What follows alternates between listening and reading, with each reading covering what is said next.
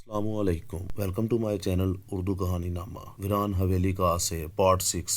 گاڑی رات کی تاریکی میں ایک اونچے درختوں والی پرانی سی کوٹھی کے احاطے میں داخل ہو کر ایک بغیر دروازے کے گراج میں جا کر رک گئی۔ عورت نے انجن بند کرتے ہوئے میری طرف ملتجی نگاہوں سے دیکھتے ہوئے کہا، پلیز میرے ساتھ اندر آ جائیں۔ دونوں نوکر اس وقت سو رہے ہوں گے، مجھے اکیلی کو بہت ڈر لگے گا۔ دن نکلتے ہی میں آپ کو خود گاڑی میں چھوڑ آؤں گی۔ میں پہلے ہی اس کے ساتھ کوٹھی کے اندر تھوڑا سا وقت گزارنے کا فیصلہ کر چکا تھا۔ میں نے کہا، ٹھیک ہے بی بی۔ وہ مجھے کوٹھی کے اندر ایک کمرے میں لے آئی۔ پرانے زمانے کی کوٹھی کا ڈرائنگ روم تھا۔ چھت اونچی تھی، بھاری بھرکم بوسیدہ سے صوفے پڑے ہوئے تھے، فرش پر میلا سا قلین بچھا ہوا تھا۔ درمیان میں پرانے فیشن کی چھوٹی گول میز رکھی ہوئی تھی جس پر نیلا غلاف پڑا تھا۔ میز کے درمیان ایک گلدان میں کاغذی پھول سجائے ہوئے تھے۔ دروازوں پر لکڑی کی بریکٹوں پر پروئے ہوئے لمبے لمبے پردے لٹک رہے تھے۔ دیوار کے ساتھ لگا ہوا صرف ایک بلب روشن تھا۔ کمرے کی فضا میں ہلکی ہلکی سیلن کی بو رچی ہوئی تھی۔ باہر بڑی سخت سرد رات تھی، مگر ڈرائنگ روم کی فضا ہلکی ہلکی گرم تھی۔ میں صوفے پر ایک لمبے کوٹ کی جیبوں میں ہاتھ ڈال کر بیٹھ گیا۔ وہ عورت بار بار میرا شکریہ ادا کر رہی تھی کہ میں اس کے مکان میں اس کی دلجوئی کی خاطر اس کے ساتھ آیا ہوں۔ اس نے پرس میز پر رکھتے ہوئے کہا، بھائی جان، نوکر سو رہے ہیں، میں خود چائے بنا کر لاتی ہوں۔ اگرچہ مجھے اس وقت چائے کی طلب محسوس ہو رہی تھی، مگر میں نے اسے روک دیا۔ نہیں بی بی، چائے کی ضرورت نہیں ہے۔ وہ بولی، بھائی جان، ابھی صبح ہونے میں 1 گھنٹہ باقی ہے، میرے سونے کا تو سوال ہی پیدا نہیں ہوتا۔ آپ نے بھائی بن کر ایک بہن کی جس طرح دلجوئی کی ہے، میں اسے ہمیشہ یاد رکھوں گی۔ مجھے اتنی اجازت ضرور دیں کہ میں آپ کے لیے خود چائے بنا کر پیش کر سکوں۔ میں نے کہا، اگر آپ اصرار کرتی ہیں تو ٹھیک ہے، خدا آپ کو خوش رکھے۔ یہ کہہ کر وہ عورت ایک دروازے کا پردہ ہٹا کر دوسری طرف چلی گئی۔ میں نے آنکھیں بند کر کے سر صوفے کی پشت سے لگا دیا۔ نیند مجھے بھی نہیں آ رہی تھی۔ کسی نہ کسی طرح مجھے وہاں 1 ڈیڑھ گھنٹہ گزارنا تھا۔ اس کے بعد صبح ہو جاتی تھی۔ اس کے بعد صبح ہو جانی تھی اور ماڈل ٹاؤن سوسائٹی کی بسیں ماڈل ٹاؤن سے لاہور کی جانب چلنے لگنی تھی۔ مجھے دوسرے کمرے سے برتن رکھنے کی آواز آ رہی تھی۔ میں یہ بھی چاہتا تھا کہ یہ عورت جلدی سے آ جائے اور یہ بتائے کہ قبرستان میں اس کے بعد کیا ہوا تھا۔ میں سوچنے لگا کہ شاید اس کے ساتھ یہی ہوا ہو کہ اسے اپنی بیٹی کی قبر یا کسی دوسری قبر میں سے آتی کوئی ڈراؤنی آواز سنائی دی ہو اور وہ ڈر کر بھاگ گئی ہو۔ اتنے میں دروازے کا بھاری پردہ ہٹا اور وہ عورت نمودار ہوئی۔ اس کے ہاتھ میں چھوٹا سا سٹیل کا ٹرے تھا جس میں 2 پیالیاں رکھی ہوئی تھی۔ کہنے لگی، جلدی جلدی چائے بنا کر لے آئی ہوں، خدا کرے میرے بھائی کو پسند آ جائے۔ وہ میرے سامنے صوفے پر بیٹھ گئی اور ایک پیالی میرے سامنے میز پر رکھ دی اور دوسری پیالی خود اٹھا لی۔ میں نے اس سے پوچھا، اس کے بعد کیا ہوا؟ وہ چائے کا ہلکا سا گھونٹ لینے کے بعد بولی، پیارے بھائی، اس کے بعد جو کچھ ہوا وہ یاد کر کے میری روح کانپ جاتی ہے۔ ایسا ہوا کہ میں نے اپنی بیٹی کو قبر پر جا کر پھولوں کے ہار ڈالے، 2 اگربتیاں سلگائیں اور دعا مانگنے لگی۔ اچانک میرے دل میں ایک سوال اٹھا۔ میں نے اس سے پوچھ ہی لیا۔ میں نے پوچھا، لیکن آپ آدھی رات کے بعد قبر پر کیوں گئیں؟ آپ دن کے وقت بھی تو جا سکتی تھی۔ اس کے جواب میں وہ کہنے لگی، اب میں سوچتی ہوں کہ میری بیٹی نے خاص طور پر مجھے آدھی رات کے بعد اپنی قبر پر آنے کے لیے کیوں کہا تھا۔ در حقیقت وہ مجھے ایک ایسا سبق سکھانا چاہتی تھی جو ساری زندگی میرے لیے درس عبرت بنا رہے۔ جب میری بیٹی کا رات میرے خواب میں آئی تھی تو اس نے یہ بات خاص طور پر مجھے بڑی تاکید کر کے کہی تھی کہ میں اس کی قبر پر اب جب بھی آؤں آدھی رات کے بعد آؤں۔ اس لیے میں آج آدھی رات کے بعد گئی تھی، ورنہ میں عام طور پر جمعرات کو دن کے وقت ہی جایا کرتی تھی۔ میں بڑے غور سے اس کی کہانی سن رہا تھا۔ چائے کی پیالی میرے سامنے میز پر اسی طرح پڑی تھی اور میں اس عورت کی خوفناک کہانی سننے میں اس قدر محو تھا کہ مجھے چائے کا خیال ہی نہیں رہا تھا۔ اس نے کہا، بھائی جان، چائے پیے نا، ٹھنڈی ہو جائے گی۔ اوہ شکریہ۔ میں نے چائے کی پیالی اٹھا لی اور اس کا ہلکا سا گھونٹ بھرا۔ چائے کا ذائقہ بڑا خوشگوار تھا۔ اس میں سے الائچی کی ہلکی ہلکی خوشبو آ رہی تھی۔ کہنے لگی، آپ نے ضرور محسوس کیا ہوگا کہ اس میں الائچی کی خوشبو ہے۔ دراصل میں چائے میں ہمیشہ ایک الائچی ڈال لیا کرتی ہوں۔ ہمارے مرشد نے جب میں ابھی 10ویں جماعت میں پڑھتی تھی تو میری والدہ کو ہدایت کی تھی کہ اس لڑکی کو جب میں چائے یا دودھ پلاؤں اس میں بسم اللہ پڑھ کر ایک الائچی ضرور ڈال دیا کروں۔ میری والدہ اس کے بعد ہمیشہ میری چائے یا گرم دودھ میں الائچی ڈال دیا کرتی تھی۔ ان کی وفات کے بعد جب میری شادی ہو گئی تو میں نے اس روایت کو اب تک قائم رکھا ہوا ہے۔ اگر آپ کو ذائقہ اچھا نہیں لگا تو میں دوسری چائے بنا کر لے آتی ہوں۔ میں نے کہا، نہیں، ایسی کوئی بات نہیں ہے، الائچی سے تو چائے کا ذائقہ بڑا خوشگوار ہو گیا ہے۔ आप ये बताएं कि फिर क्या हुआ। पहली बार मैंने इसके होंठों पर हल्की सी मुस्कुराहट नमूदार होते देखी। मुझे बड़ी खुशी हुई कि बेचारी गमज़दा माँ का कुछ तो गम हल्का हुआ। कहने लगी, आप साथ साथ चाय भी पिए ना, मैं हमेशा गर्म चाय पीती हूँ, चाय ठंडी हो जाए तो शरबत बन जाती है। मैंने भी इसके सामने पहली बार मुस्कुराते हुए कहा, ये तो आप ठीक कह रही हैं, और मैं चाय का एक और घूंट भरकर इसकी तरफ मुतवज्जा हो गया। वो कह रही थी, मैं बेटी की कब्र पर बैठी फातिहा पढ़ने के बाद इसकी मग़फ़िरत के लिए दुआ मांगने लगी। कब्रिस्तान में बड़ी डरावनी खामोशी छाई हुई थी। रात के वक़्त में कभी कब्रिस्तान में नहीं आई थी। मुझे बड़ा डर लग रहा था, लेकिन ये ख्याल कि मैं अपनी बेटी की कब्र पर बैठी हूँ मुझे हौसला दे रहा था। इसके बावजूद कब्रिस्तान कब्रिस्तान ही होता है। किसी वक़्त लगता कि मेरे पीछे कोई आकर चुपके से खड़ा हो गया है। मैं दुआ मांगते मांगते न चाहते हुए भी पीछे देख लेती। पीछे सिवाय दरख्तों, झाड़ियों और रात के अंधेरे में धुंधली कब्रों के और कुछ भी नहीं होता था। किसी वक़्त ऐसे महसूस होता जैसे कोई रूह मेरे करीब से होकर गुजर गई हो। दहशत के मारे मेरे रोंगटे खड़े हो जाते। फिर ऐसा हुआ कि वो रुक गई और चाय पीते हुए मेरी तरफ देख रही थी। मुझे इसका देखना कुछ अजीब सा महसूस हुआ। मैंने भी चाय का एक घूंट लिया और बड़े इश्तियाक के साथ पूछा, ऐसा क्या हुआ? इसने कहा, फिर ऐसा हुआ कि मुझे अपनी बेटी सकीना की आवाज़ सुनाई दी। मुझसे ना रहा गया। मैंने कहा, मगर आपकी बेटी तो फौत हो चुकी थी, फिर इसकी आवाज़ कहाँ से आ गई? वो बड़े संजीदा लहजे में बोली। यही सोचकर मैं हैरान हुई थी। पहले तो ख्याल आया कि ये मेरा वहम है, मरे हुओं की आवाज़ें नहीं आया करती, लेकिन जब दूसरी और तीसरी बार वही आवाज़ सुनाई दी तो मुझे यकीन करना ही पड़ा कि मेरी बेटी मुझे आवाज़ दे रही है।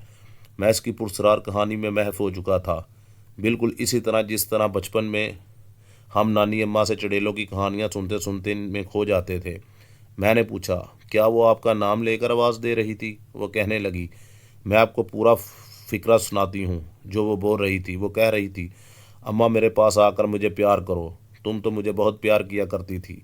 अम्मा मेरे पास आकर मुझे प्यार करो, तुम तो मुझे बहुत प्यार किया करती थी। मगर ये आवाज़ें कहाँ से आ रही थी? मैंने पूछा। इसने कहा, पहली बार मैंने ये आवाज़ सुनी तो मुझे ऐसे लगा जैसे ये आवाज़ मेरी दाएं जानब से आ रही हो। मैंने डरते डरते दाएं जानब देखा, इस तरफ कुछ नहीं था। फिर मैंने बाएं जानब देखा, इस तरफ भी कुछ नहीं था। जब तीसरी बार आवाज़ आई तो मेरी बेटी ने कहा, अम्मा मैं कब्र के अंदर से बोल रही हूँ, मुझे कब्र के अंदर आकर प्यार करो। खौफ के मारे मेरे रोंगटे खड़े हो गए। जब एक बार फिर मेरी बेटी ने कहा, अम्मा मैं कब्र के अंदर से बोल रही हूँ, मुझे कब्र के अंदर आकर प्यार करो, तो मुझे ऐसे लगा जैसे मेरा सारा जिस्म पत्थर की तरह साकत हो गया हो। मेरी बेटी की आवाज़ एक बार फिर आई। इसने कहा, अम्मा डरो नहीं, मैं कब्र में फूलों के बिस्तर पर लेटी हुई हूँ। माँ बेशक मुझे देख लो, मैं तुम्हें अपना पलंग दिखाती हूँ। मेरी आंखें खुद ब खुद बेटी की कब्र की तरफ उठ गई। अचानक कब्र शक हो गई, फटकर अलग अलग हो गई। मैंने देखा कि कब्र के गड्ढे के अंदर मेरी बेटी घुटनों के बल दूरी होकर इस तरह बैठी है कि इसके सर के लंबे बाल खींचकर पीछे इसके टखनों के साथ बंधे हुए हैं और इसके सारे जिस्म के साथ सांप चिमटे हुए हैं जो इसका गोश्त नोच नोच कर खा रहे हैं। मेरे खुदा! इस औरत ने चाय की प्याली मेज़ पर रख दी और कानों को हाथ लगाकर इसने एक सिसकी भरी और बोली। अपनी बच्ची की ये हालत देखकर मैं डर भी गई और मुझे बड़ा शदीद सदमा भी हुआ। बस इसके बाद नहीं मालूम कि मुझे क्या हो गया। एक चीख मेरे हलक से निकली और मैंने उठकर बेख्तियार दौड़ना शुरू कर दिया। वो खामोश हो गई। इसने ज़रा आगे को होकर मेरी तरफ देखा और पूछा, प्यारे भाईजान, क्या आपने कभी ऐसा डरावना मंजर देखा है? मैंने सारी चाय इस दौरान पी ली थी। खाली प्याली अभी तक मेरे हाथों में थी। मैं इस औरत की कहानी सुनने में इस कदर खो चुका था कि मुझे खाली प्याली मेज़ पर भी रखनी याद नहीं रही थी। मैं भी इस औरत को टिकटिकी बांधे देख रहा था। देखते देखते मुझे इस औरत के दो चेहरे नज़र आने लगे, मगर ये दो चेहरे नहीं थे, एक ही चेहरा था जो दो हिस्सों में बंट गया था। किसी वक्त दोनों चेहरे आपस में मिल जाते और दूसरे लम्हे फिर अलग अलग हो जाते। मैं हैरान हो रहा था कि ऐसा क्यों हो रहा है। अपने आप ही दिल में ख्याल आया कि यह कल की और आज की रात का रात जगह है, जिसकी वजह से मेरा जहन नींद ना लेने की वजह से थकन से चूर होकर मुझे एक एक की दो दो शक्लें दिखाई देने लगी हैं। वो औरत मेरी तरफ मज़ीद झुक गई। इसने फिर वही बात पूछी, क्या आपने कभी ऐसा डरावना मंजर देखा है? मुझे आज भी अच्छी तरह से याद है कि मैंने कुछ जवाब देने की कोशिश की थी, मगर मेरे होंठों ने अपनी जगह से हिलने से इनकार कर दिया था। मुझे अपने होंठ बड़े भारी महसूस होने लगे थे। वो औरत मेरे सामने बैठी मेरी तरफ झुककर मुझसे पूछ रही थी, भाईजान, मेरी बात का जवाब क्यों नहीं देते? क्या आपने कभी ज़िंदगी में ऐसा डरावना मंजर देखा है? इस वक्त मैंने अपने हलक से होंठों को लाए बगैर गूं गां ایسی آواज़ نکلتی سنی اور اس کے بعد میرا سر بھاری ہونے لگا۔ بھاری ہوتے ہوتے وہ اتنا بھاری ہو گیا کہ میں اسے سنبھال نہ سکا اور کبھی دائیں اور کبھی بائیں اسی طرح اپنے آپ گرنے لگا جیسے آدمی کو اونگ آ جائے تو اس کا سر اپنے آپ ایک طرف کو گر جاتا ہے۔ اس کے بعد مجھے صرف اتنا یاد ہے کہ میرے ہاتھ میں پکڑی ہوئی چائے کی خالی پیالی گر پڑی تھی۔ پھر مجھے کوئی ہوش نہ رہا۔ ہوش اس وقت آیا جب میں نے دیکھا کہ میں ایک اسٹریچر پر پڑا ہوا ہوں۔ میرے دونوں ہاتھ پاؤں رسیوں سے اسٹریچر کے ساتھ اس قدر سختی سے بندھے ہوئے ہیں کہ میں انہیں ذرا سا بھی ہلا نہیں سکتا۔ چمڑے کی ایک بیلٹ میرے سینے پر بندھی ہوئی تھی۔ چمڑے کی بیلٹ میرے سر پر اس طرح باندھی گئی تھی کہ میں اپنا سر دائیں بائیں بالکل نہیں ہلا سکتا تھا۔ میں پوری طرح سے اس ہوش و حواس میں واپس آ چکا تھا۔ مجھے محسوس ہو رہا تھا کہ جہاں مجھے اسٹریچر پر باندھ کر رکھا گیا ہے وہاں کچھ اور لوگ بھی موجود ہیں۔ مجھے ان کی دھیمی سرگوشیوں میں باتیں کرنے کی آواز بھی آ رہی تھی۔ اوپر چھت پر بجلی کا ایک بلب روشن تھا۔ میری آنکھیں کھلی تھی، میں سب کچھ دیکھ رہا تھا، مگر ہونٹ اسی طرح پتھر کی طرح سخت اور بھاری تھے اور میں انہیں الگ نہیں کر سکتا تھا۔ مجھے انسانی قدموں کی مدھم چاپ سنائی دی۔ پھر میں نے دیکھا کہ دو عورتیں میرے دائیں اور بائیں آ کر کھڑی ہو گئی ہیں۔ دونوں گورے رنگ کی دراز قد اور بڑی خوبصورت عورتیں تھیں۔ انہوں نے سیاہ لمبے کرتے پہنے ہوئے تھے جن کے گریبان کھلے تھے، سر کے بال شانوں پر بکھرے ہوئے تھے، چہروں پر بڑا گہرا میک اپ کیا ہوا تھا۔ ان کی سیاہ آنکھوں میں بلی کی آنکھوں سی چمک تھی۔ وہ ساکت چہروں سے میری طرف دیکھ رہی تھی۔ پھر وہ دونوں جھک گئیں۔ ان کے لباس سے عجیب سی طلسمی خوشبو آ رہی تھی۔ انہوں نے جھک کر میرے اسٹریچر کو سرہانے کی جانب سے اتنا اوپر اٹھا دیا کہ مجھے سامنے کا منظر نظر آنے لگا۔ میرا اسٹریچر سرہانے کی جانب سے ذرا سا اوپر اٹھا کر وہ چلی گئیں۔ میں نے دیکھا کہ یہ کسی پرانے ویران محل کا ایک ویران سا کمرہ ہے۔ دیواروں پر کہیں سرخ اور کہیں نیلا روغن پھرا ہوا ہے۔ دیواروں پر ایک دو مزید بجلی کا بلب روشن ہے۔ دیواروں کے سرخ اور نیلے روغن کی وجہ سے کمرے کی فضا نیم روشن، دھندلی اور آسیب زدہ ماحول والی معلوم ہو رہی تھی۔ میرے سامنے چند قدموں کے فاصلے پر میرے ہی طرح کا ایک اور اسٹریچر دیوار کے ساتھ پڑا تھا۔ وہ بھی سرہانے کی جانب سے تھوڑا سا اوپر کو اٹھا ہوا تھا۔ بجلی کی روشنی میں نے دیکھا اس اسٹریچر پر میری ہی طرح ایک نوجوان لڑکی رسیوں اور چمڑے کی بیلٹوں سے جکڑی ہوئی ہے۔ بلب کی روشنی میں مجھے اس کی کھلی ہوئی آنکھیں صاف نظر آ رہی تھی۔ وہ بدقسمت لڑکی بھی ہوش میں تھی اور میری طرح وہ بھی میری طرف دیکھ رہی تھی۔ کمرے کے کونوں میں اندھیرا سا تھا۔ کمرے میں سیال بادوں اور کھلے بالوں والی 4-5 عورتیں ادھر ادھر بڑے پرسرار طریقے سے چل پھر رہی تھی۔ میرے لیے یہ سب کچھ ایک ڈراؤنے خواب کی طرح تھا۔ میں حیران ہو رہا تھا کہ مجھے یہاں کس لیے لایا گیا ہے اور وہ عورت کون تھی جو مجھے بادامی باغ کے قبرستان کے باہر ملی تھی اور اپنی دردناک اور ڈراؤنی کہانی سنا کر مجھے اپنے گھر ماڈل ٹاؤن لے گئی تھی اور پھر اس نے مجھے چائے پلا کر بے ہوش کر دیا تھا۔ وہ عورت مجھے ان عورتوں میں کہیں نظر نہیں آ رہی تھی۔ میں سوچ رہا تھا کہ یہ عورتیں میرے ساتھ کیا سلوک کرنے والی تھی۔ آخر مجھے اس طرح اسٹریچر پر کیوں جکڑا گیا ہے؟ میں بول بھی نہیں سکتا تھا۔ میرے ہونٹ ابھی تک بند تھے۔ میں کوشش کے باوجود انہیں ہلانے میں کامیاب نہیں ہوا تھا۔ شاید اس بے ہوشی کی دوا کا اثر تھا جو چائے میں ملا کر مجھے اس عیار عورت نے پلا دی تھی۔ میں سامنے چند قدم کے فاصلوں پر ذرا اسے اوپر کو اٹھتے ہوئے اسٹریچر پر جکڑی ہوئی لڑکی کو دیکھ رہا تھا کہ یہ بھی میری طرح کوئی بدقسمت لڑکی ہے جو اس عورت کے پھندے میں آ کر یہاں پہنچا دی گئی ہے۔ مگر یہ سیاہ پوش عورتیں کون تھیں؟ یہ ہمارے ساتھ کیا سلوک کرنے والی تھی؟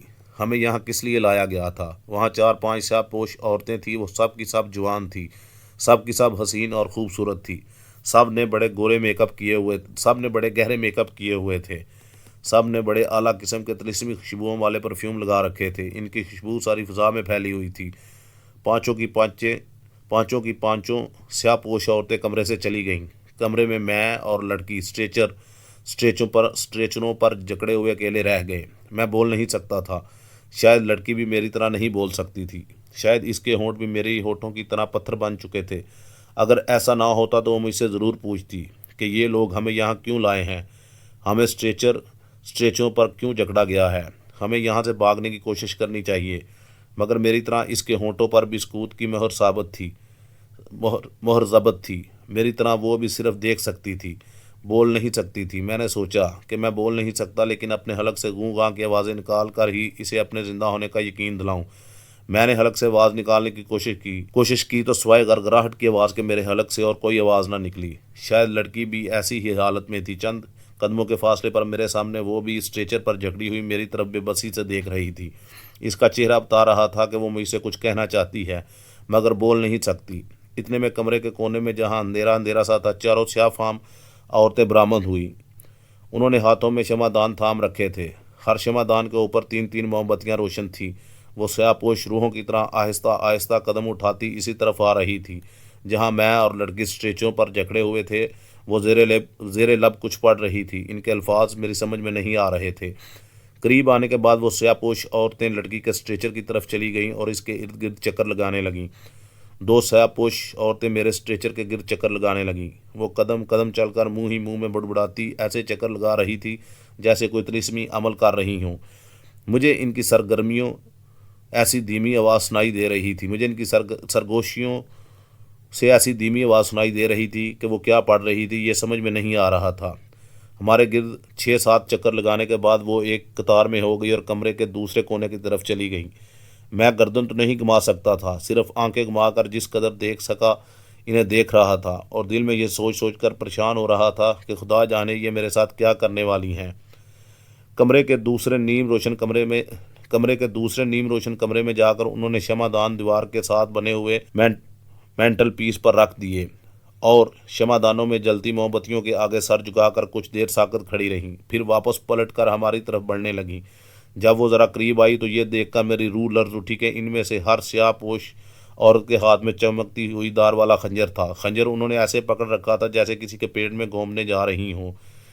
उन्होंने ऐसे सर झुका रखे थे जैसे वो कोई बड़ी मुकद्दस रस्म अदा कर रही हूँ। वो सबसे पहले लड़की के स्ट्रेचर की तरफ गई। चारों औरतें लड़की के स्ट्रेचर की बाएं जानब बड़े अदब के साथ खड़ी हो गईं। मैं ये मंजर सहमी हुई नज़रों से देख रहा था। फिर इनमें से एक स्याहपोश औरत स्ट्रेचर के पास आ गई। इसने झुक कर लड़की के माथे पर बोसा लिया और खंजर से लड़की के लिबास को काटना शुरू कर दिया। जब लड़की के ऊपर का धड़ बेलबास हो गया तो स्याहपोश औरत ने दोनों बाजू फैला दिए और चेहरा ऊपर उठाकर हलक से ऐसी चीख की आवाज़ निकाली कि मेरी रूह तक कांप गई। आप अंदाज़ा नहीं कर सकते हैं कि स्ट्रेचर पर जकड़ी हुई लड़की का क्या हाल हो रहा था, जो बदकिस्मत बोल भी नहीं सकती थी, आवाज़ भी नहीं निकाल सकती थी। चीख मारने के बाद औरत ने खंजर की नोक लड़की के बेलबास पेट के ऊपर रखकर एक चीरा दिया। लड़की के पेट में से सुरख सुरख खून की धार निकल कर बहने लगी। छत पर लगे बिजली के बल्ब की रोशनी में मुझे सब कुछ बिल्कुल साफ दिखाई दे रहा था। जैसे ही खून की सुर्ख धार निकली, स्याहपोश औरत ने इस पर अपना मुंह रख दिया और इस तरह गूढ़ बनने लगी जैसे खून पी रही हो। लड़की के हलक से निकलने वाली तकलीफ दे गड़गड़ाहट की आवाज़ें साफ सुनाई दे रही थी। स्याहपोश औरत ने खून के 3-4 घोंट पीने के बाद मुंह ऊपर उठाया तो इसके होंठ खून से सुर्ख हो रहे थे। स्याहपोश औरत पीछे हट गई। इसके फौरन बाद तीनों स्याहपोश औरतें आगे बढ़ीं और बारी बारी बदनसीब लड़की का खून से अपनी प्यास बुझाने लगी। मुझे समझने में देर न लगी। इन खून अशाम औरतों का तलक खून पीने वाली वम्पायर औरतों के बदकरदार कबीले से है। मैं ये भी समझ गया था कि थोड़ी देर में मेरा भी यही हशर होने वाला था। मैंने दिल में गिड़गिड़ा कर खुदा से अपनी ज़िंदगी की दुआएं मांगनी शुरू कर दी कि या अल्लाह पाक, मुझे इन मनहूस चड़ेलों से अपनी पनाह में रखना। मैं खुदा के हुजूर गिड़गिड़ा कर दुआ मांगने के सिवा कुछ नहीं कर सकता था। मुझे अपना खौफनाक खूनी अंजाम साफ नज़र आ रहा था। मैं इस घड़ी को कोस रहा था जब मैं बदामी बाग के कब्रस्तान से इस मनहूस औरत के साथ मॉडल टाउन की तरफ चल पड़ा था। मगर अब कुछ नहीं हो सकता था। सिर्फ खुदा की दात ही मुझे इन खूनख्वार बलाओं से निजात दिला सकती थी। जब 3 स्याहपोश चुड़ैलें भी लड़की के पेट के जख्म से बहने वाले खून से अपने होंठ और मुंह लाल कर चुकी तो वो पीछे हटकर खड़ी हो गईं और अपना सर इस तरह हिलाने लगीं जैसे नशे में झूम रही हों। अब वो स्याहपोश चुड़ैलें आगे बढ़ीं। जिसने सबसे पहले लड़की के जिस्म में खंजर की नोक गोभी थी वो लड़की के सराहने की जानब आ गई। चमकता हुआ खंजर इसके हाथ में था। दूसरे हाथ की उंगलियां इसने लड़की के गले पर रखी और इन्हें आहिस्ता आहिस्ता लड़की के गले पर फेरने लगी। फिर एक जगह इसने 2 उंगलियों से लड़की के गले को ज़रा सा दबाया और दूसरे हाथ से खंजर की नोक वहीं रखी और मेरे देखते देखते बदकिस्मत लड़की का आधा गला काट डाला। वहाँ से खून का फुवारा उछल कर स्याहपोश चुड़ैल के जिस्म पर पड़ा। इसका सारा जिस्म खून आलूद हो गया। इस पर एक वहशत सवार हो गई। इसने अपना मुंह लड़की की गर्दन की कटी हुई रग पर रख दिया और खून पीने लगी।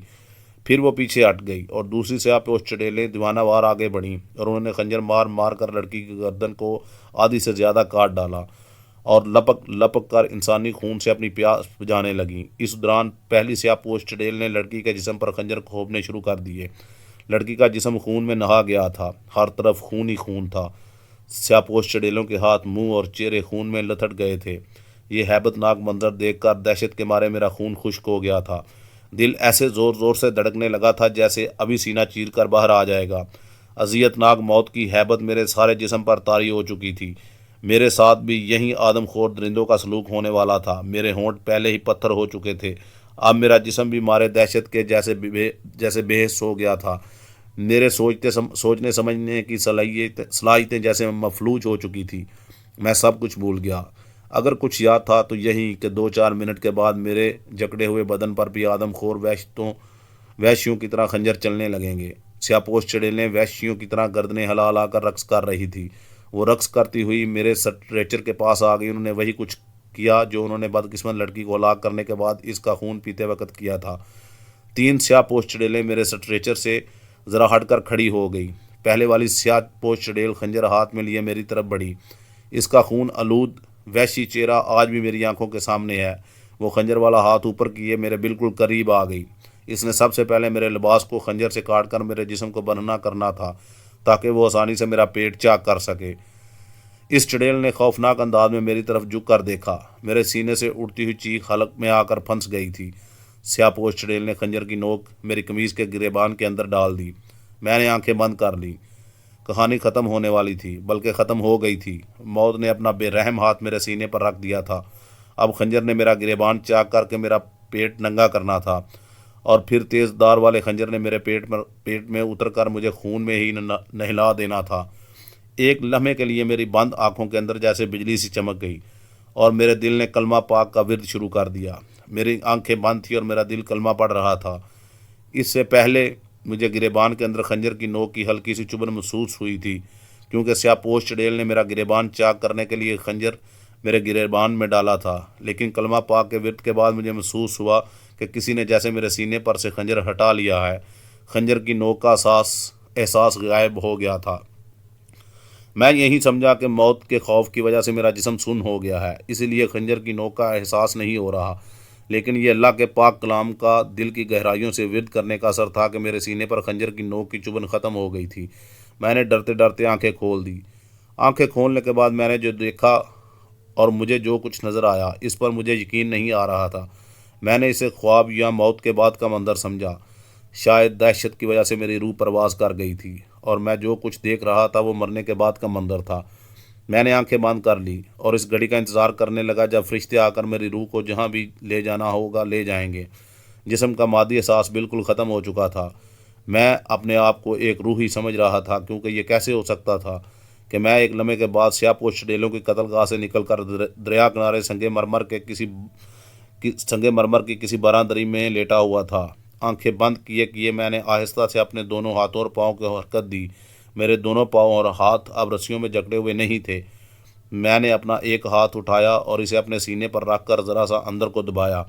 مجھ پر یہ حیرت انگیز حقیقت واضح ہو گئی کہ میری روح جسم سے الگ نہیں ہوئی تھی، اور میں اپنے مادی جسم کے ساتھ زندہ سلامت تھا۔ میں اپنے ہونٹ بھی ہلا سکتا تھا۔ میں نے ہونٹوں کے زندہ ہو جانے کے بعد سب سے پہلا فکرہ جو ادا کیا وہ یہ تھا: یا اللہ پاک، تیرا شکر ہے۔ میں آہستہ سے اٹھ کر بیٹھ گیا۔ میں نے ارد گرد نگاہ ڈالی۔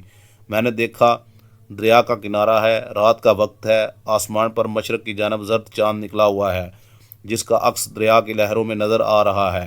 ہر طرف دھندلی زرد چاندنی پھیلی ہوئی ہے، اور میں سنگ مرمر کی ایک پرانی بارادری میں ہوں۔ میں نے دریا کو اور بارادری کو فوراً پہچان لیا۔ یہ لاہور کا راوی دریا تھا، اور بارادری کامران کی بارادری تھی، جو اس زمانے میں دریا کے اندر آ گئی ہوئی تھی، اور لوگ کشتیوں میں بیٹھ کر بارادری میں جایا کرتے تھے۔ میرے ساتھ ایک معجزہ ہی ہوا تھا۔ اللہ کے فضل اور اللہ کے حکم سے کسی غیبی طاقت نے مجھے سیاہ پوش چڑیلوں کی قتل گاہ سے نکال کر کامران کی بارادری میں ڈال دیا تھا۔ میں کوئی صوفی اور پرہیزگار آدمی نہیں تھا، دنیا کے علائشوں میں پھنسا ہوا گناہ گار انسان تھا، لیکن 2 باتیں میرے اندر نوجوانی کے زمانے میں ہی موجود تھی، اور میں نے ان پر ہمیشہ اور ہر قسم کے حالات میں عمل کیا تھا۔ پہلی بات تو یہ تھی کہ میں نے کبھی کسی عورت پر بری نگاہ نہیں ڈالی تھی، اور بدکاری سے میں نے ہمیشہ اپنے آپ کو بچایا تھا۔ دوسری بات یہ تھی کہ اللہ تعالیٰ کی ذات پاک پر میرا ایمان سیسا پگھلائی ہوئی چٹان سے بھی زیادہ تھا۔ میں آپ کو اپنی کہانی سنا رہا ہوں تو ہو سکتا ہے کہ آپ کہیں کہ یہ کیسے ہو سکتا ہے کہ ایک آدمی جو رسیوں اور چمڑے کی بیلٹ میں جکڑا ہوا ہو اور ایک دم سے اپنے آپ کو آزاد ہو کر کہیں کا کہیں پہنچ جائے۔ آپ کو ایسا سوچنے کا پورا حق حاصل ہے، میں آپ سے ہرگز بحث نہیں کروں گا۔ یہ معاملات بحث و مباحثے کی دنیا سے بہت آگے کے معاملات ہیں۔ میں آپ سے صرف اتنا ہی کہوں گا کہ دنیا میں کبھی کبھی ایسا ہو جاتا ہے، اور میرے ساتھ بھی ایسا ہوا تھا۔ ایسا کیوں ہوتا ہے، کیسے ہوتا ہے، ہم نہیں سمجھ سکتے۔ عین ممکن ہے کہ اس کی بھی کوئی وجہ ہو، اور وہ وجہ انسانی عقل و دانش کی سمجھ سے باہر ہو۔ میں کامران کی برادری میں اٹھ کر بیٹھا ہوا تھا۔ میرا ذہن بالکل تازہ دم تھا۔ مجھے بادامی باغ کے قبرستان سے لے کر پرسرار عورت کی گاڑی میں بیٹھ کر ماڈل ٹاؤن جانے، اور پھر چائے پینے کے بعد بے ہوش ہو جانے، اور ہوش میں آنے کے بعد سیاہ پوش چڑیلوں کی قتل گاہ میں پہنچ جانے کے تمام واقعات یاد تھے۔ میں نے دھندلی چاندنی میں اپنی کلائی پر بندھی ہوئی گھڑی پر نگاہ ڈالی۔ رات کا 1:30 بج چکا تھا۔ میں سوچنے لگا کہ مجھے کیا کرنا چاہیے۔ ایک بات طے شدہ تھی کہ میں دریا کے وسط میں واقع برادری میں بیٹھا تھا، اور صبح ہونے سے پہلے وہاں کوئی کشتی نہیں آنی تھی، اور مجھے باقی کی رات برادری میں ہی گزارنی تھی۔ رات ٹھٹر رہی تھی۔ پہلے تو مجھے سردی کا زیادہ احساس نہیں ہوا، لیکن اب مجھے بھی سردی لگ رہی تھی۔ میرا لمبا گرم کوٹ جو میں نے رات کے وقت پرسرار عورت کے ساتھ ماڈل ٹاؤن جاتے ہوئے پہن رکھا تھا، خدا جانے کہاں مجھ سے الگ ہو گیا تھا۔ میں اس وقت بند گلے والے سویٹر میں تھا، جس نے بہت حد تک مجھے سردی سے بچا رکھا تھا۔ دریا کے درمیان ویسے بھی سردی زیادہ ہوتی ہے۔ میں بے خیالی میں دریا کے قلعے والے کنارے کی طرف دیکھ رہا تھا کہ مجھے زرد چاندنی میں دریا پر کوئی سیاہ چیز دکھائی دی، جو آہستہ آہستہ بارہ کی طرف بڑھ رہی تھی۔ میں اسے مسلسل دیکھ رہا تھا۔ جب وہ سیاہ چیز بارہ کے ذرا قریب آئی تو معلوم ہوا کہ وہ ایک کشتی ہے۔ میں بڑا خوش ہوا کہ کسی ملاح کو رات کے وقت کوئی کام پڑ گیا ہے، اور وہ دریا کے دوسرے کنارے پر جا رہا ہے۔ وہ بارہ کے قریب سے ہو کر ضرور گزرے گا۔ اس وقت میں اسے ذرا آواز دے کر اپنی طرف بلا لوں گا، اور اس کی کشتی میں بیٹھ کر دریا کے دوسرے کنارے یعنی شدرا پہنچ جاؤں گا۔ کشتی چھوٹی تھی اور زرد چاندنی کے غبار میں سے نکل کر آہستہ آہستہ واضح طور پر نظر آنے لگی تھی۔ اچانک مجھ پر یہ حیرت انگیز انکشاف ہوا کہ کشتی خالی تھی۔ اسے کوئی ملاح نہیں چلا رہا تھا، بلکہ اپنے آپ چل رہی تھی۔ زیادہ حیرانی مجھے اس بات کی ہو رہی تھی کہ اگر کشتی کو کوئی ملاح چلا نہیں رہا تھا، وہ سیدھی بارہ کی طرف کیوں چلی آ رہی تھی؟ اس کی سمت کس نے برقرار رکھی ہوئی ہے؟ لیکن بہت جلد یہ معمہ حل ہو گیا۔ میں کشتی کو دیکھتا جا رہا تھا، اسے برابر نگاہ میں رکھے ہوئے تھا۔ خالی کشتی بارہ کی سیڑھیوں کے پاس آ کر رک گئی۔ پھر ایسے لگا جیسے کسی نے اسے سیڑھیوں کے ساتھ کسی چیز سے باندھا ہو۔ اس کے بعد کچھ دیر تک سناٹا چھایا رہا۔ میرے دل میں اچانک خیال آیا کہ ایک کشتی خدا نے میری مدد کے لیے بھیج دی ہے۔ مجھے اس پر بیٹھ کر دریا پار کر کے جانا چاہیے۔ آگے جو ہوگا دیکھا جائے گا، کم از کم یہاں سے تو نکلوں گا۔ میں اٹھنے ہی والا تھا کہ مجھے اپنی دائیں جانب جس طرف بارہ کے چبوترے کا زینہ تھا، کسی کے لباس کی سرسراہٹ سی سنائی دی۔ ساتھ ہی وہی طلسمی خوشبو محسوس ہوئی جس سے میں کافی حد تک مانوس ہو چکا تھا۔ میں سمجھ گیا کہ یہ کون ہے۔ آپ بھی سمجھ گئے ہوں گے کہ یہ کون ہو سکتی ہے۔ جی ہاں، وہ پرانی قلعے کی ویران حویلی کی پرسرار حسین و جمیل بدرو روہنی عرف سلطانہ ہی تھی۔ وہ میرے سامنے آ کر ظاہر ہو گئی۔ اس نے وہی گلابی بلکہ زعفرانی رنگ کی ریشمی ساڑی پہن رکھی تھی۔ گلے میں سفید موتیوں کی مالا تھی، اور سر پر ہیرے جواہرات والا چھوٹا سا تاج تھا۔ میں اسے اب روہنی نہیں کہوں گا، سلطانہ ہی کہوں گا، کیونکہ اس عورت نے مغل صوبیدار شہزادے سے شادی کر لی تھی، اور اس کے بعد اس نے اسلام قبول کر لیا تھا، اور اپنا نام روہنی سے بدل کر سلطانہ رکھ لیا تھا۔ لیکن میں اسے روح نہیں کہوں گا، بدروح ہی کہوں گا، کیونکہ میرے عقیدے اور میرے نظریے کے مطابق پاکیزہ اور نیک روحیں اتنے بلند مقامات پر ہوتی ہیں کہ دنیا کی مادی ماحول میں آنے سے گریز کرتی ہیں۔ صرف ایسی روحیں ہی زمین پر کبھی کبھی آ جاتی ہیں جو اپنے خراب اعمال کی وجہ سے بوجھل ہوتی ہیں، باری ہوتی ہیں، مادی احساسات، ملال اور پچھتاووں میں مبتلا ہوتی ہیں، اور اس وقت تک ارض و سما کے درمیان بھٹکتی رہتی ہیں جب تک ان کے گناہوں کی بخشش نہیں ہو جاتی۔ یہ میں نے کسی جگہ پڑھا تھا۔ ہو سکتا ہے اس میں سچائی کم اور مبالغہ زیادہ ہو، لیکن میں اپنے عقیدے کے مطابق سلطانہ کو بدروح ہی کہوں گا۔ سلطانہ اپنی زعفرانی ساڑی کو بڑی نزاکت کے ساتھ سمیٹ کر میرے سامنے بارہ کے فرش پر بیٹھ گئی۔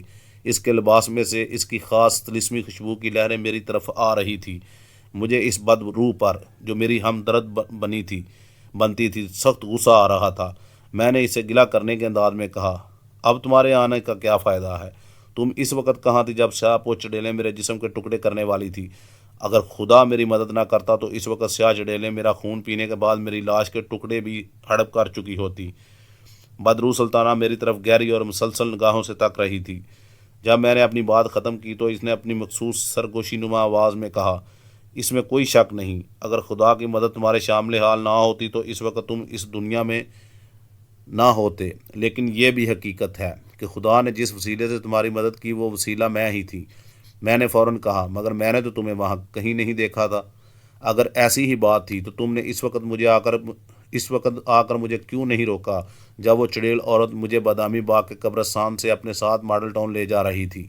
تم نے اس وقت آ کر میرے ہاتھ سے چائے کی پیالی کیوں نہ غائب کر دی جس میں وہ عورت بے ہوشی کی دوا ملا کر مجھے پلا رہی تھی؟ اگر تم اس وقت آ کر میری مدد کرتی تو میں کم از کم اس ہولناک اذیت سے تو بچ جاتا جو میں نے سیاہ پوش چڑیلوں کی قید میں اسٹریچر پر جکڑے ہوئے برداشت کی تھی۔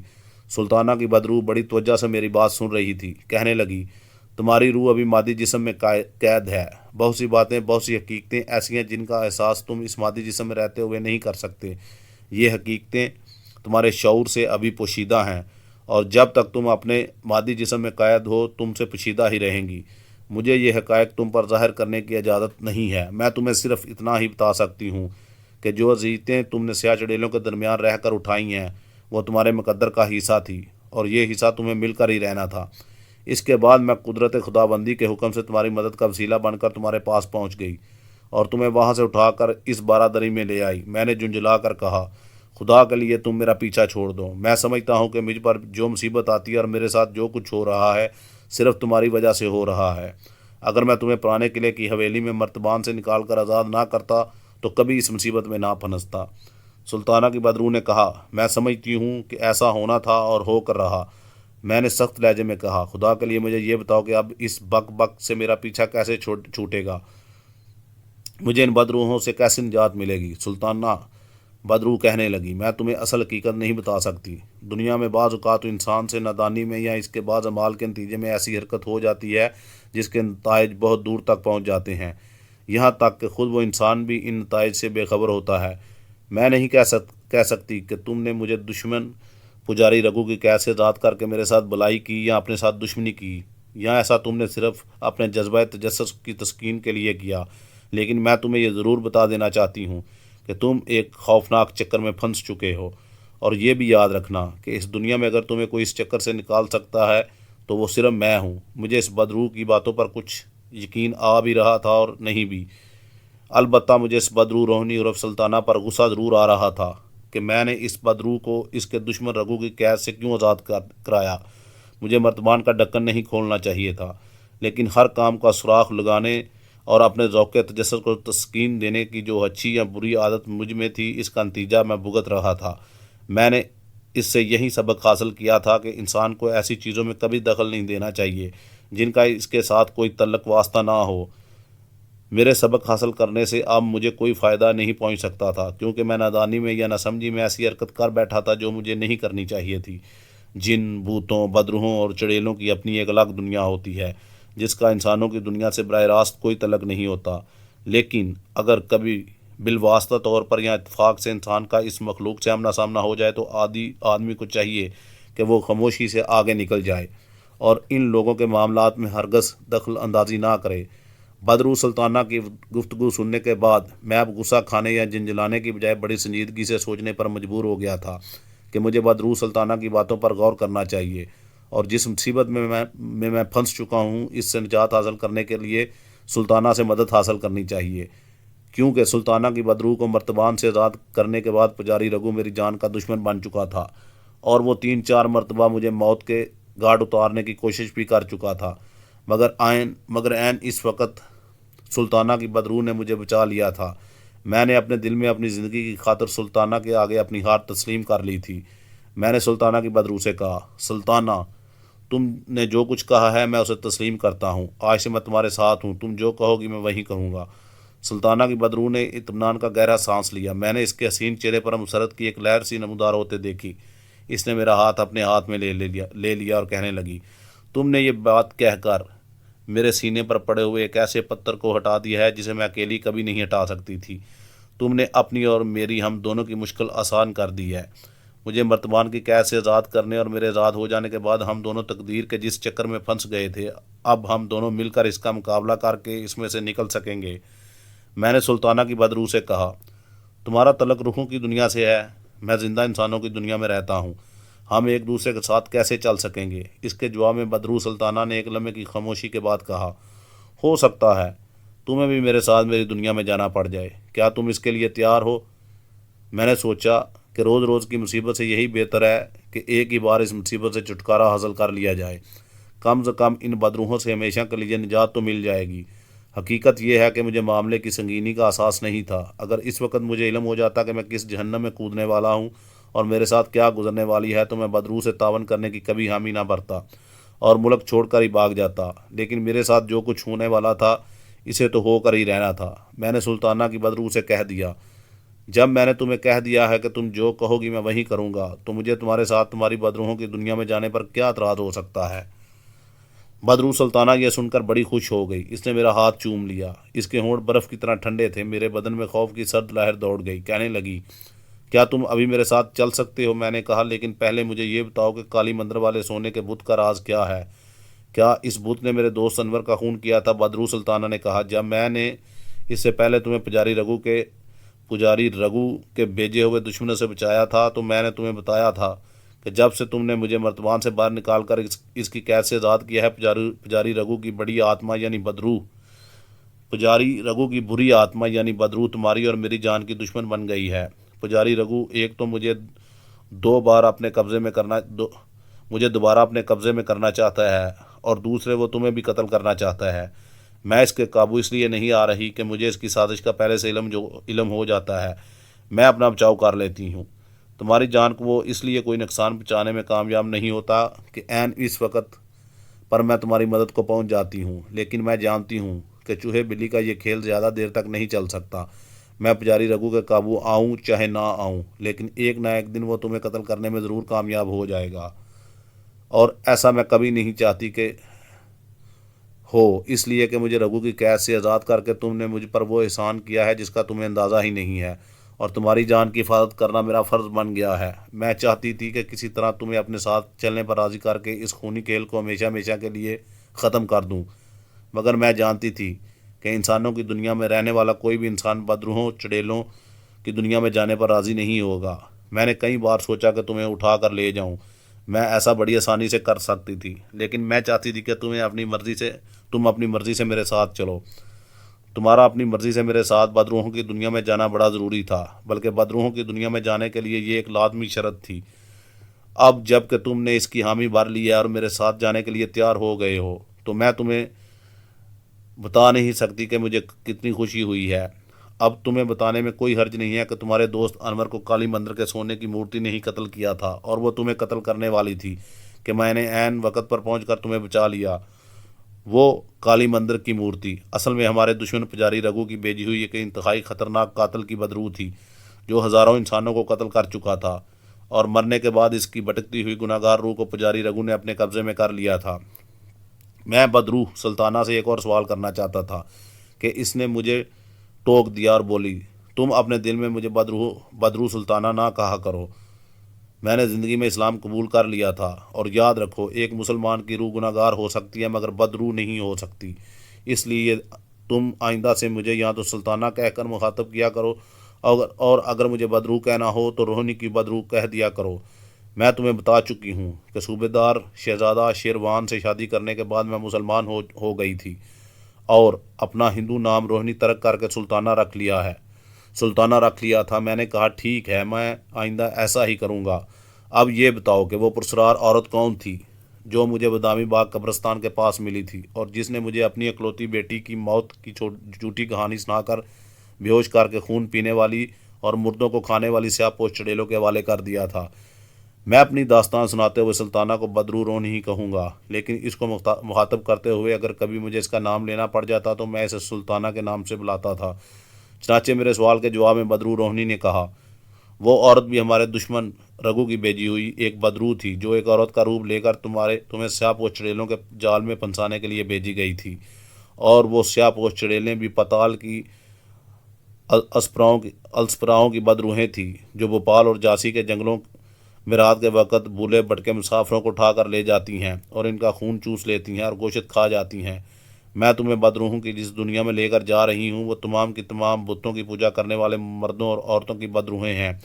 ان میں دو قسم کی بدروہیں ہیں، ایک گناہ گار بدروہیں اور دوسری سراپ یعنی بد دعائی ہوئی روحیں، یعنی ایسے مردوں اور عورتوں کی بدروہیں جنہیں کسی کی بد دعا لگ گئی ہو اور مرنے کے بعد اس کی روح بدروح بن کر زمین پر بھٹکتی پھرتی ہے۔ ان میں ایسے بت پرستوں کی روحیں آسیب اور چڑیلیں بن جاتی ہیں جنہوں نے دنیا میں بہت بڑے گناہ کیے ہوتے ہیں۔ ایسے گنونے گناہ کرنے والے مردوں کی روحیں بھوت بن جاتی ہیں اور لوگوں کو چمٹ جاتی ہیں اور اکثر انہیں موت کی گود میں پہنچا دیتی ہیں۔ مگر میری ایک بات یاد رکھو، کوئی بدروح، کوئی اسیب، کوئی جن، بھوت اور چڑیل کبھی ایسے شخص کا کچھ بگاڑنا تو کیا اس کے قریب بھی نہیں جاتی جس کو اپنے خداوند پر مکمل یقین ہو اور جس کا سینہ ایمان کی شمع سے روشن ہو۔ اللہ کے نور کی روشنی میں چلنے والے انسان کو دور ہی سے دیکھ کر بدروہیں اس کا راستہ چھوڑ کر بھاگ جاتی ہیں۔ یہ چڑیلیں اور بھوت عام طور پر بت پرستوں یعنی کافروں کو چمٹتے ہیں یا پھر کسی ایسے مسلمان کو بھی چمٹ جاتے ہیں جس کا خدا اور اس کے رسول صلی اللہ علیہ وسلم پر ایمان پختہ نہ ہو۔ بہرحال یہ ساری باتیں تمہیں آہستہ آہستہ اپنے آپ معلوم ہو جائیں گی۔ میں نے بدروح رونی سے ایک سوال کیا جس کی اسے شاید مجھ سے امید نہیں تھی۔ میں نے اس سے پوچھا، سلطانہ تم تو اسلام قبول کر کے مسلمان ہو گئی تھی، پھر تمہاری روح بدروح بن کر کیوں بھٹک رہی ہے؟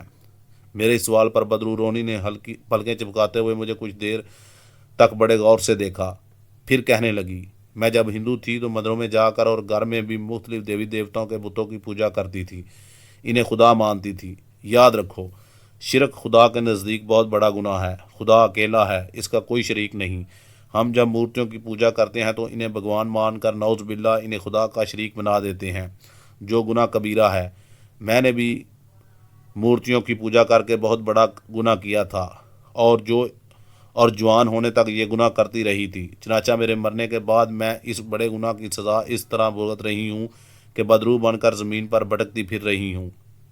شادی کے بعد اسلام قبول کر لینے کی وجہ سے میری اتنی بخشش ضرور ہو گئی کہ میں کچھ ڈیل نہیں بنی اور دوسری بدروہیں سوائے ان بدروہوں کے بڑے پجاریوں اور منتری کی بدروح کہ مجھے کوئی نقصان نہیں پہنچا سکتی۔ اب جو باتیں میں تمہیں بتانے چلی ہوں ان کو بڑے غور سے سننا۔ بدروحوں کی دنیا میں جانے سے پہلے میں تمہیں کچھ ہدایات دینا چاہوں گی جن پر تمہیں سختی سے عمل کرنا ہوگا، ورنہ تمہیں نقصان پہنچنے کا خطرہ ہوگا۔ کیا تم سن رہے ہو؟ میں بدروح روحنی یعنی سلطانہ کی باتیں بڑے غور سے سن رہا تھا۔ میں نے کہا، میں سن رہا ہوں سلطانہ۔ سلطانہ نے بے اختیار سی ہو کر میرا ہاتھ تھام لیا اور کہنے لگی، جب تم میرا نام لے کر مجھے بلاتے ہو یا مخاطب کرتے ہو تو مجھے بہت سی باتیں یاد آ جاتی ہیں۔ میں نے کہا، تمہارا میرے ساتھ تو بہت ہی تھوڑا، بلکہ تم مجھے 3-4 مرتبہ ہی ملی ہو، پھر تمہیں میری باتیں کہاں سے یاد آنے لگی ہیں؟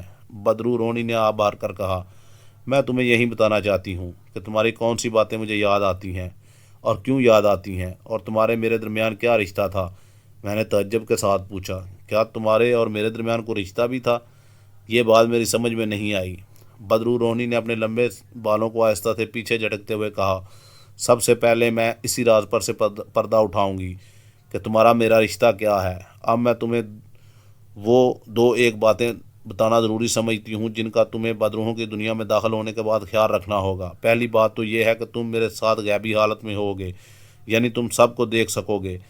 تمہیں سوائے بڑے پجاریوں اور بڑے منتریوں کی بدروحوں کے دوسرا کوئی نہیں دیکھ سکے گا، لیکن میں تمہیں بڑے پجاریوں اور بڑے منتریوں کی بدروحوں سے دور رکھوں گی، کیونکہ اگر ان کی نظر تم پر پڑ گئی تو وہ تمہیں اپنے قبضے میں کر کے تمہیں مار ڈالیں گے اور تمہیں بھی ایک بدروح بنا کر اپنے ناپاک گروہ میں شامل کر لیں گے۔ دوسری بات یہ ہے کہ میری اجازت کے بغیر تمہیں کوئی لفظ زبان سے نہیں بولنا ہوگا۔ میں نے بدروح رونی سے سوال کیا، یہ بدروحوں کی دنیا کس جگہ پر ہے؟ کیا زمین کے اندر ہے یا زمین کے اوپر کسی ویران جگہ پر ہے؟ اس نے جواب دیا، اس سوال کا پورا جواب دینے کی مجھے اجازت نہیں ہے۔ تم یوں سمجھ لو کہ جہاں میں تمہیں لے جا رہی ہوں وہ جگہ نہ زمین کے اندر ہے، نہ زمین کے اوپر ہے، نہ دنیا کے کسی جنگل میں ہے، نہ ہی دنیا کے کسی ویرانے میں ہے۔ وہ ایک ایسا جنگل ہے، ایسا ویرانہ ہے، زندہ انسانوں کی نگاہوں سے چھپا ہوا ہے، جہاں نہ کبھی کوئی زندہ انسان گیا ہے اور نہ کوئی زندہ انسان کبھی جا سکتا ہے۔ وہاں صرف بدروحیں رہتی ہیں۔ لیکن سب سے پہلے میں تمہیں جھانسی اور بھوپال کے درمیان واقع جنگل کے इस पुराने किले की वीरान हवेली में ले जा रही हूँ, जहाँ तुमने मुझे मेरे पुजारी रघु के हाथों कत्ल होते देखा था और फिर तुमने मेरी रूह को मर्तबान में से आज़ाद कर दिया था। मैंने पूछा, झांसी भोपाल तो यहाँ से बहुत दूर है और अब तो दोनों मुल्कों भारत और पाकिस्तान में वीज़े या पासपोर्ट के बगैर कोई भी सफ़र नहीं कर सकता। हसीनो जमीर रोहनी की बदरू ने कहा, तुम ये क्यों भूल गए हो कि मैं तुम्हारी तरह जिंदा इंसान नहीं हूँ। मेरे लिए वक़्त और फासला कोई अहमियत नहीं रखता। आओ अपने नए सफ़र का आगाज़ करते हैं। हम उठ खड़े हुए। हमें बातें करते करते काफ़ी वक्त गुजर गया था और रात ढलना शुरू हो गई थी। रोहनी बदरू ने मेरा हाथ पकड़ लिया, कहने लगी, मुझे मालूम है कि तुम घबराओगे नहीं, क्योंकि एक बार पहले भी मैं तुम्हें अपने साथ हवा में उठा कर ले जा चुकी हूँ। मैं समझ गया कि वो मुझे हवा में प्रवास करते हुए लाहौर से झांसी के पुराने किले में ले जाएगी। मैंने कहा, मेरा गर्म कोट मेरे पास नहीं है, सिर्फ स्वेटर मैंने पहन रखा है, हवा में उड़ते हुए मुझे सर्दी लगेगी। रोहनी बदरू ने कहा, जब तक तुम्हारा हाथ मेरे हाथ में रहेगा तुम्हें सर्दी नहीं लगेगी, तैयार हो जाओ। रोहनी बदरू ने मेरे हाथ को मजबूती से पकड़ रखा था। मुझे एक हल्का सा झटका लगा और मेरे पाँव अपने आप कामरान की बारादरी के फर्श से 2-3 फुट ऊंचे उठ गए। रोहनी भी इतना ही बुलंद हो गई थी। फिर किसी गैबी ताकत ने हमें आगे धकेल दिया। अब हम गरूब होते चांद की फीकी रोशनी में दरियाए रावी की सतह पर 7-8 फुट की बुलंदी पर उड़ने लगे थे। हमारा रुख लाहौर रेलवे स्टेशन की तरफ था। दरियाए रावी के ऊपर से गुजर जाने के बाद हम आहिस्ता आहिस्ता और बुलंद होते चले गए, यहाँ तक कि हम सामने से आने वाले दरख्तों से भी 10-12 फुट की बुलंदी पर आ गए। हमारी रफ्तार अभी इतनी ज़्यादा नहीं थी। हम रेलवे लाइन के ऊपर प्रवास कर रहे थे। हमारे दाएं बाएं लाहौर शहर की रोशनियां नज़र आ रही थी। मैं बगैर किसी हरकत और कोशिश के अपने आप रोहनी बदरू के साथ प्रवास कर रहा था। हम लाहौर रेलवे स्टेशन के ऊपर से निकल गए। जब स्टेशन की रोशनियां काफ़ी पीछे रह गई तो मैंने रोहनी से पूछा, अगर हम इसी रफ्तार से उड़ते रहे तो 2 दिन में झांसी भोपाल के जंगल में पहुंचेंगे। रोहनी ने कहा, हम सूरज निकलने से पहले पहले अपनी मंजिल पर पहुंच जाएंगे। इसके फ़ौरन बाद मुझे हल्का सा दचका लगा और खुदा में एकदम से हमारी रफ्तार इतनी तेज़ हो गई कि लाहौर शहर की रोशनियां देखते देखते हमारे नीचे से गुजर गईं। हमारी बुलंदी में भी इजाफा हो गया था। अब हमें नीचे अगर कोई रोशनी दिखाई देती तो वो एक नुक्ते की तरह झिलमिलाती नज़र आती और कुछ ही देर बाद पीछे रह जाती। तेज़ हवा में रोहनी के लंबे स्याह बाल उड़ रहे थे। ठंडी हवा मेरे सारे जिस्म से टकरा रही थी, मगर मुझे एक लम्हे के लिए भी सर्दी महसूस नहीं हो रही थी। रोहनी बदरू ने मेरा हाथ मजबूती से पकड़ा हुआ था। फिर मुझे नहीं मालूम कि कब पाकिस्तान और इंडिया के बॉर्डर आए और कब गुजर गए और कब हम हिंदुस्तान के मुल्क में दाखिल हो गए।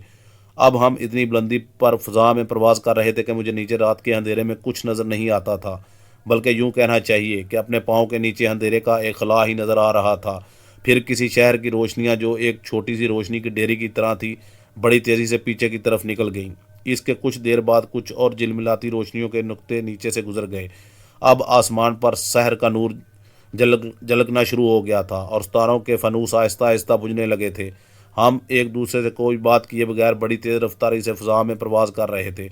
एक बार हमारे नीचे झिलमिलाती रोशनियों के कई छोटे छोटे ढेर इधर उधर बिखरे हुए दिखाई दिए तो रोहनी बदरू ने प्रवास के दौरान पहली बार ज़ुबान खोली और कहा, हम भारत की राजधानी और नई दिल्ली के ऊपर से गुजर रहे हैं। मैंने ऊंची आवाज़ में रोहनी से पूछा, सुल्ताना, हम भारत की फ़ज़ाई हदूद में प्रवास कर रहे हैं और अभी तक इंडियन एयरफोर्स के किसी जेट फाइटर त्यारे ने हमारा पीछा नहीं किया। क्या हम इन्हें किसी रडार पर नज़र नहीं आ रहे? मुझे रोहनी बदरू की आवाज़ सुनाई दी। उसने कहा, दुनिया के किसी रडार में इतनी शक्ति और ताकत नहीं कि वो हमें देख सके। हम चौके सतह ज़मीन से काफ़ी बुलंदी पर प्रवास कर रहे थे, इसलिए हमें मशरक़ी आसमान के उफ़क़ी किनारों पर सबसे पहले तुलू होते सूरज की गुलाबी रोशनी नज़र आने लगी थी। आसमान पर शहर का उजाला नमूदार हो चुका था। मुझे एक बार फिर रोहनी की आवाज़ सुनाई दी, हम झांसी के ऊपर से गुजर चुके हैं। थोड़ी देर में हम किला रोहितगढ़ के ऊपर उतरने वाले हैं। मैंने नीचे ज़मीन की तरफ देखा। दिन के हल्के हल्के उजाले में मुझे सिवाय ऊंची नीची पहाड़ियों और दरख्तों के स्याह धब्बों के सिवा कुछ नज़र नहीं आ रहा था। अचानक मेरा जिस्म हल्का होकर नीचे की तरफ जैसे गिरता ही चला गया। रोहिणी ने कहा, घबराना मत, जब तक तुम्हारा हाथ मेरे हाथ में है तुम्हें कुछ नहीं होगा। हम रोहितगढ़ के किले की छत पर उतर रहे हैं। फिर हमारी रफ्तार अपने आप मदम हो गई। अब नीचे जंगल के दरख्त साफ नज़र आ रहे थे। हम नीचे जा रहे थे और दरख्त ऊपर हमारी तरफ आ रहे थे। फिर इन दरख्तों के झुंडों के दरमियान एक शिकस्ता पुराने किले की छत नमूदार हुई। ये रोहितगढ़ का किला ही हो सकता था। हम किले की छत पर उतर गए। छत के 3 ढेर 3 مڈیریں مسمار ہو چکی تھی، صرف ایک مڈیر کا آدھا حصہ باقی رہ گیا تھا۔ یہ وہی منحوس قلعہ تھا جس کی ایک ویران حویلی کا سیب مجھ پر سوار ہو گیا تھا۔ اس قلعے میں واپس آنے پر میرا دل خوف سے ایک لمحے کے لیے بوجھل ضرور ہو گیا تھا، مگر یہ سوچ کر کہ میں نے اپنے آپ کو حوصلہ دیا، ایک بار جو کچھ ہونا ہے وہ ہو ہی جائے، اس کے بعد تو مجھے ہمیشہ کے لیے اس مصیبت سے نجات مل جائے گی۔ روہنی کی بدروح مجھے قلعے کی تاریک سیڑھیوں میں سے لے کر نیچے ایک ایسے کمرے میں لے آئی جس پر ویرانی بس رہی تھی۔ دیواروں کا پلستر اکھڑ چکا تھا، اس کمرے میں سے ایک تاریک راستہ دوسرے کمرے میں جاتا تھا۔ روہنی کی بدروح میرے آگے چل رہی تھی، تاریک راہداری میں آ کر وہ رک گئی، میری طرف دیکھ کر بولی، اس وقت قلعے میں ہم دونوں اکیلے ہیں، پجاری رگو کی بدروحیں اور راکشس ہمارے آس پاس کہیں نہیں ہیں، پھر بھی تمہیں بڑی احتیاط کرنی ہوگی، میرے ساتھ ہی رہنا اور کسی چیز کو ہاتھ نہ لگانا۔ ہم تاریک راہداری میں سے گزر گئے، دوسری طرف ایک اور کمرہ تھا جو نہ چھوٹا تھا نہ زیادہ بڑا تھا، اس کی دیواروں کا پلستر بھی اکھڑ چکا تھا۔ کمرے کے درمیان میں ایک چبوترا تھا جس میں سے ایک زینہ نیچے کسی تہہ خانے میں اترتا تھا۔ روہنی کی بدروح تہہ خانے کا زینہ اترنے لگی، میں اس کے پیچھے پیچھے تھا۔ 10-12 سیڑھیاں اترنے کے بعد ہی مجھے نیچے سے ایک خوشبو سی آنا شروع ہو گئی۔ یہ خوشبو بڑی پراسرار تھی، مگر اس میں ایک عجیب قسم کی اداسی کا احساس تھا۔ ہم ایک تہہ خانے میں آ گئے،